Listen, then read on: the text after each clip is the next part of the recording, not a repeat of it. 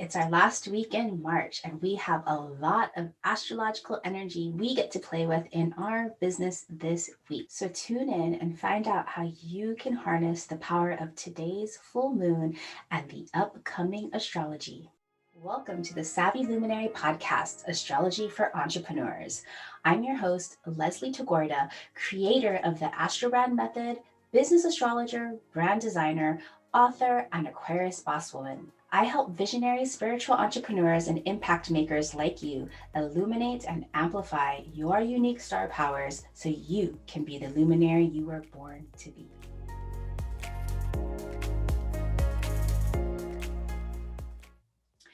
Hey everybody, I'm excited to be back to give you your astrology for the upcoming week and give you some highlights for the whole month of April. We are in our last week of March, quickly approaching April. I know that you are feeling the fire under you to get things done. So today, I want to give you the energy that you get to work with this week, particularly today for today's full moon in Libra. I'll be talking about what it is, why it's important, why it might feel heightened, and how you can use the power of the full moon to let go of all the things that hold you back from your leadership. Then I'll quickly cover the astrology for this last week of March, from March 28th through April 3rd, and give you the highlights for all of April. All right, everyone, are you excited for today's full moon? So if you are listening on Sunday, we have our full moon in Libra at 11:48 a.m. Pacific, 2:48 p.m. Eastern. If you work with lunar cycles, you know that the full moon is a time to let things go. This is the phase of the moon right before the manifestation period, otherwise known as the harvest season. And it's at this time during the full moon that we get to really look at all of the things that hold us back and let them go with gratitude, with forgiveness, with love, so we can really make space to bring in a bountiful harvest based on what we had intended in the past 6 months. You know, I love talking about new moons because I'm always about like looking forward and planting our goals and planting our intentions. And sometimes I don't really spend too much time in the full moon, but you know, it's just as important as planting your seeds. Because oftentimes, if we're just like chugging forward and we're not reflecting back on what we have accomplished or what is holding us back from our goals, then we are not living with intentionality and we're just kind of like going too much with the flow where we kind of miss the target. So that's why full moons are really important to look back. So if we look back 6 months ago when we had our new moon in Libra, you had planted the seeds for aligned collaborative partnerships, right? And in collaborations, it's a dance. It's a partnership between the me and the we. And now that we are in Aries season, which is all about taking initiative and taking leadership and really being self-directed, when we look at the full moon in Libra, we are looking at what holds us back from being self-directed, right? So this is why it's so important to look back at all of your intentions about collaborations and see where you have hit or missed your mark. Now, if you look back to your Libra new moon intentions, and I hope you do, I hope you have a journal of all of your new moon intentions. It's really important. You can flip back to 6 months ago and see all of the things that you intended for your Libra new moon and make a list. Hey, what have you accomplished and what haven't you accomplished? For the things that you've accomplished, definitely make note and celebrate. Give thanks for all of those things that you have already accomplished. Amazing job. You got it all done in 6 months. And now for those things that you haven't yet accomplished, falls into two buckets. Are these goals still aligned for you? Or are these intentions that you had set no longer applicable, right? So if they are no longer applicable, great, you're done with that. Thank them. Thank them for where they brought you. It's all good. Let that go.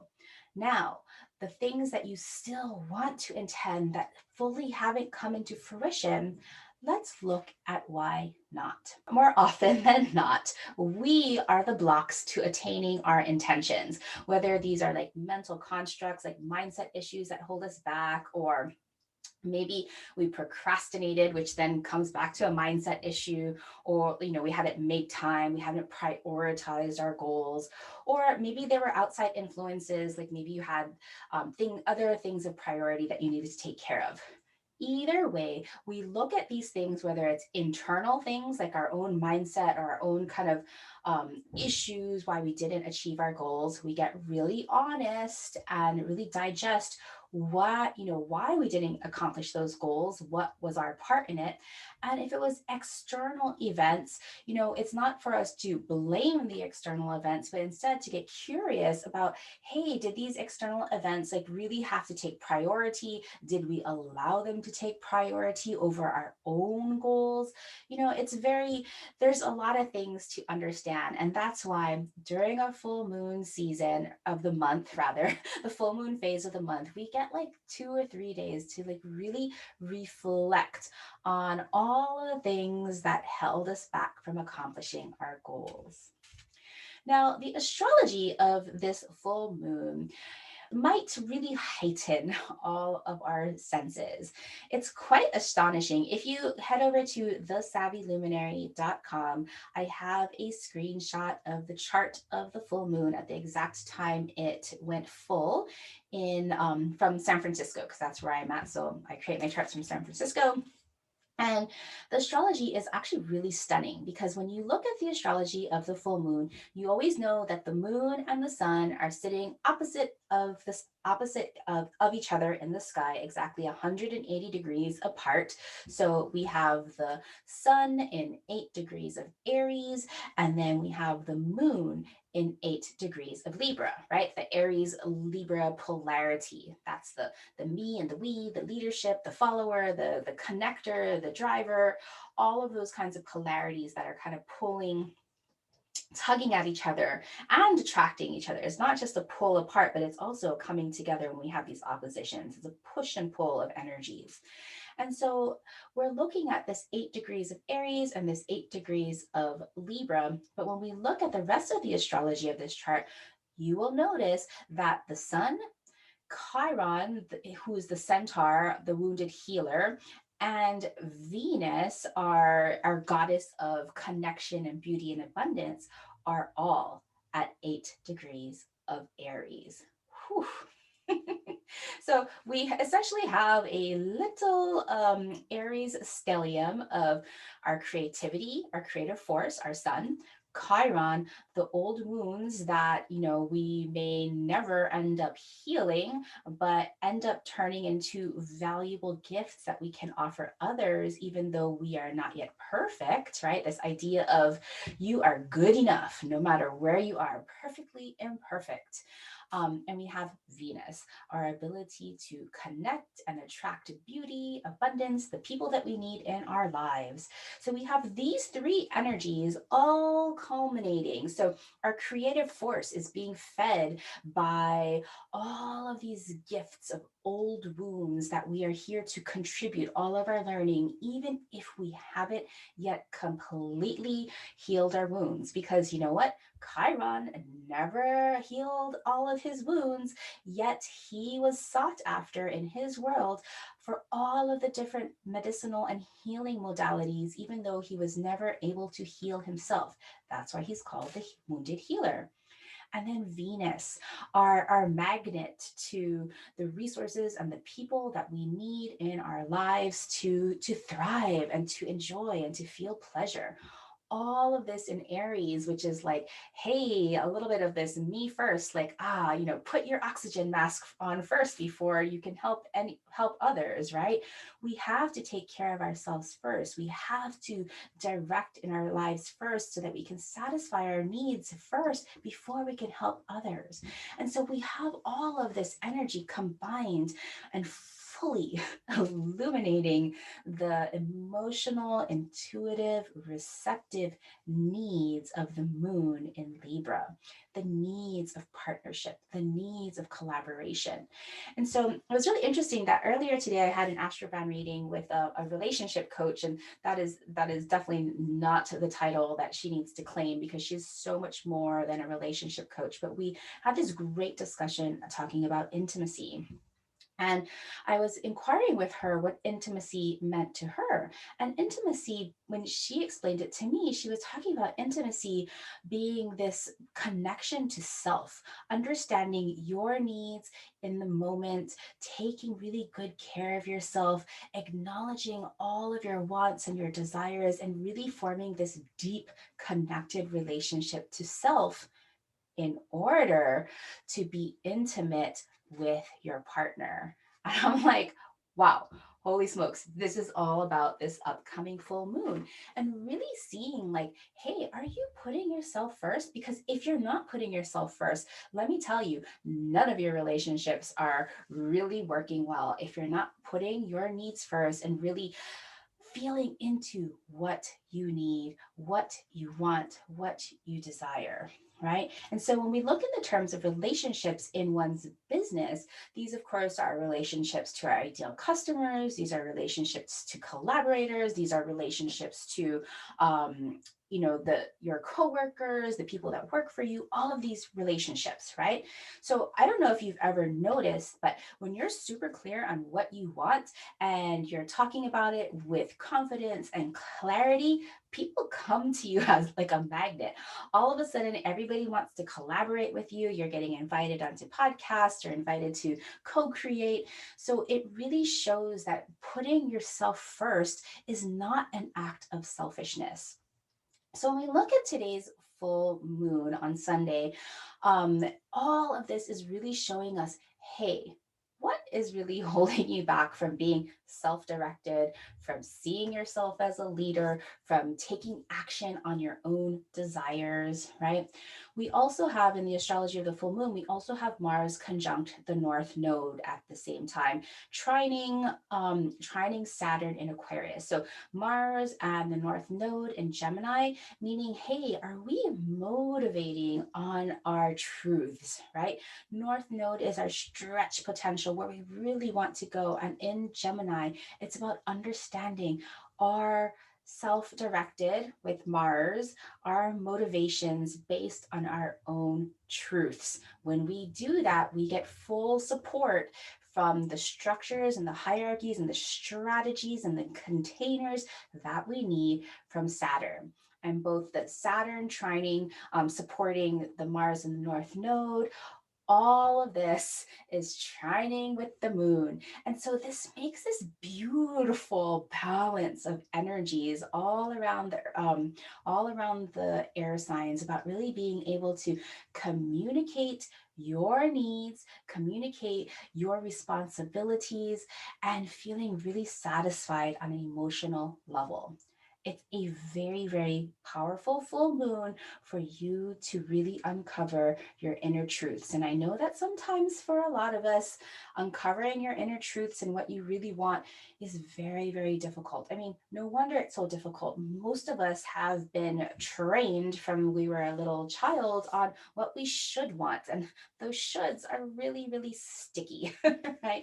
And so now, if you feel like you have an abundance of shoulds weighing you down, or you don't know what you want because you haven't really taken the time to intentionally get clear with yourself, this would be a great time to intentionally, mindfully, consciously understand what holds you back. And I'll give you some tips later on what to ask yourself. So, with this full moon, the theme is love and hurt, learn and teach, me and we. What past loves and hurts are gifts that you are meant to transform into shareable wisdom. The Aries sun is illuminating the Libra moon in all its brilliance. With this revelation, we see in full light the push and pull between going at things alone or in partnership, the needs of me versus the needs of we, the need to take initiative versus the need to be intimate. In one way, we can see this full moon as a culmination of confidently taking a step to be self directed, knowing that our leadership is only as strong as the people who choose to stand with us. In another way, if we haven't found our leadership or we haven't found our true co creators, we can decide to let go of what holds us back from what we truly want. Wherever you fall on this spectrum today, know that this process of lead and follow, love, hurt, initiate, intimate is part of the human experience, one that repeats itself in our business and personal life. The pain and joy that comes from this ultimate place where we find ourselves in relationship to others. And if we're honest, the wisdom that we learn from these experiences and the vow to teach what we have learned. Ah, yes, the vow to teach what we have learned, Chiron. So, the prescription for you this Libra full moon is to let go, right? Anytime we're doing a full moon release ceremony and letting go, we are letting go with gratitude. We are letting go with forgiveness. We are letting go with the authentic, how would you say, it's like we don't want to always say like I'm sorry, I'm sorry, I'm sorry, but there's this essence of apologizing and recognizing one's own fault, right? We are not here to play the blame game. We are not here to blame ourselves or blame others, but we are here to recognize our faults in things, right? So again, letting go with gratitude, with appreciation, with a great, I said gratefulness already, gratitude, and just the show and affection of love. All right. So here are some key questions so that you can let this all go this Libra full supermoon. Decide who in your business you're willing to let go of that prevents you from being your most self directed self. Now this can be hard sometimes, right? Sometimes you have clients that you've outgrown, or maybe people that work for you that you have outgrown, or business partners and co creators where you have grown separately, right? But this really is the time to kind of see all the people and all the relationships in your business to see if they're still aligned. And if they're not aligned, kindly, generously, graciously letting that go so that this can stop preventing you, so that you are free to be self directed. Number two, discover what prevents you from stepping into your leadership. So, the next following podcast, I'll be talking all about our rising sign again and talking about really how you embrace and step into leadership. I'll be talking about coming from this place of, resisting your leadership into really resonating with your leadership ability. So, this will be great to really recognize what is preventing you from stepping into your leadership. Like, what are you resenting about being a leader, or what are you afraid of about being a leader, or what are like some old stories or thoughts about leadership that just really don't serve you anymore, right? Which leads us to our next question: understanding your outdated stories that hinder your ability to take lead. I know for so many of us women entrepreneurs, we have been told to not take lead, that, taking lead was being bossy, and, make sure you're taking care of everybody else before yourself. And what a crock of baloney. Right. We have to understand how to take lead, and of course not to take lead in this place of utter selfishness where we are just leaving everybody behind, but really putting ourselves first so that we know what we truly want. So whatever stories about leadership or women not being leaders, or how you're not fit to be a leader, or not smart enough, not good enough, not pretty enough, old enough, smart enough, all of those fucking stories, excuse me, I don't normally swear here, but these old stories do not serve us anymore. What old stories about your ability to take initiative can you let go today? And then this leads us, of course, to those old wounds with Chiron in play here, right? Recognize that you are perfectly imperfect. Recognize just because you have wounds or perceived imperfections, you're not fully healed. That doesn't mean that you don't have anything of value to offer back into the world, right? So when you look and analyze these old wounds that make you perfectly imperfect, and you offer that back into the world as a contribution, you actually deepen your vulnerable leadership ability. So take a look at those old wounds that you're like, okay, wound, I see you. I see that you're not perfectly healed. I accept you. I let you go. So a really wonderful thing to do for this Libra full supermoon, because we're playing with fire and air, the sun in fire signs and the moon in air signs. Write it all down and cautiously burn it. Throw the cooled ashes into the wind. Be responsible, don't start any fires. So fire and air, write it down and burn it. Okie dokie, let's get into the astrology of the week for March 28th through April 3rd. And then I'll get into the astrology highlights of April, because holy smokes, April is here. So again, we start the week on Sunday with our full moon in Libra at 8 degrees at exactly 11:48 p.m. Pacific, 2:48 p.m. Eastern. If you want to take a look at your natal chart so you can customize and personalize your full moon release ceremony, you can look to 8 degrees of cardinal signs and see what's being activated in your chart. So if you have any natal planets at near 8 degrees of Cancer, Capricorn, Libra, Aries, then those energies in your natal chart will want a say in your release ceremony. On Monday, March 29th, Mercury and Neptune meet up in the sky exactly at 8:48 p.m. Pacific, 11:24 p.m. Eastern. And the theme for this conjunction meeting is be the channel to your highest self. So we start the week asking ourselves, what are your dreams and visions wanting you to perceive? Right? We're still in this kind of dreamy Pisces energy with Mercury and Neptune meeting up, right? And so knowing that when Mercury and Neptune come together, you are going to receive and perceive information that comes from beyond, that may come to you in a daydream, that may come to you in a vision, that might come to you at night. For the few days before and after this Monday meeting, your dreams are going to be pretty wild. So really pay attention, keep that journal next to your bed so you can write all these things down, because it is a great time to receive visions and understanding from beyond. So when Mercury and Neptune meet up in Pisces, this is basically the linking of the consciousness and unconsciousness, or not necessarily unconsciousness. Let's call it the super consciousness. This is not the dark and mysterious within us, but the bright and sparkly light beyond us, right? So the consciousness to the super consciousness.